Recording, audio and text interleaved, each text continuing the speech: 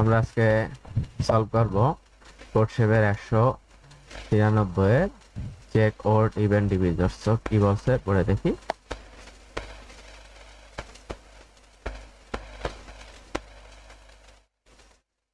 You are given integers a and b. You want to check if there exists some positive integer n such that it has exactly a odd divisors and exactly b even divisors.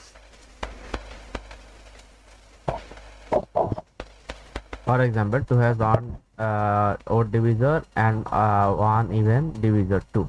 8 has one odd divisor which is 1 and 3 has and 3 even divisors. Is it possible? You need to print yes or no based on whether there exists some integer n. You do not need to print the value of n. তো আমাদের n এর value লাগবে না, শুধু print করা লাগছে। আর থাকবে হলো ইন্টিজার a and b দেয়া থাকবে। এই ওয়ান টু চেক। এখন আমার মানে ওড ডিভিজরের কাউন্ট আর ইভেন ডিভিজরের কাউন্ট থাকবে। এখন দেখতে হবে যে একটা সংখ্যা n আছে কিনা, যেটা ওড ডিভিজরের কাউন্ট এত আর n এর n ডিভিজরের কাউন্ট এত। তো আমরা কিছু টেস্ট কেস দেখি। তো এখানে 1 আর 3 ক্ষেত্রে কোনটা, 1 আর 3 ক্ষেত্রে যেটা বলা হয়েছে যে এটা হলো 8 এর জন্য, যেমন 8 এর ডিভিজর কি 1 2 4 8। এইখানে ইভেন হলো 3টা ওড একটা, যেটা এই কন্ডিশনকে স্যাটিসফাই করছে। তো আমরা আসি, আমরা নাম্বার গুলো নিয়ে একটু আলোচনা করি। নাম্বার থিওরি কিছু বিষয় নিয়ে আমরা দেখি এটা কিভাবে এখন আমাদের নাম্বার তো প্যারিটির ভিত্তিতে নাম্বার দুই প্রকার, ইভেন আর ওড। Even odd. এখন ইভেন নাম্বারের ডিভিজররা অলওয়েজ, ওড নাম্বারের ডিভিজররা অলওয়েজ ওড, তাই না? যেমন 7 নেই, 7 এর 1 7, 9 নেই 1 3 9। ইভেন ওড নাম্বার ডিভিজররা সব সময় ওড। তো আমরা যদি এরকম একটা কন্ডিশন পাই, তো আমাদের যদি কন্ডিশনটা এরকম থাকে যে a equals n, b equals 0, তাহলে এটা ইয়েস হবে,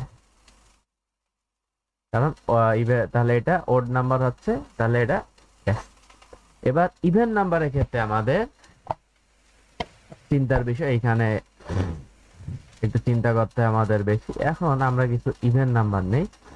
আমরা কি ইভেন নাম্বার নিতে পারি? প্রথমে হলো 8 নিলাম, 1 2 4 8। এখন এখানে ওড কাউন্ট কত? ওড আছে একটা, ইভেন আছে 3টা। আমরা আরেকটা নাম্বার নেই 12। 12 ডিভিজর কিগুলো কি কি? 1 2 3 4 6 12। এইখানে ওড আছে কয়টা? 1 2, দুইটা ওড। ইভেন আছে কয়টা? 1 2 3 4, চারটা ইভেন আছে, তাই না? তারপরে আমি যদি 14 নেই,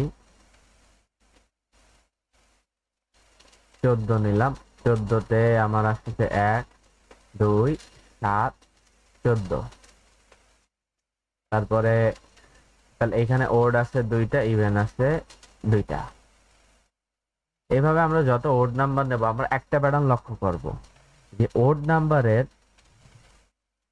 যে ইভেন নাম্বার, এভাবে যত ইভেন নাম্বার নেই আমরা একটা প্যাটার্ন লক্ষ্য করা যায় যে ইভেন নাম্বারের ওড ডিভিজর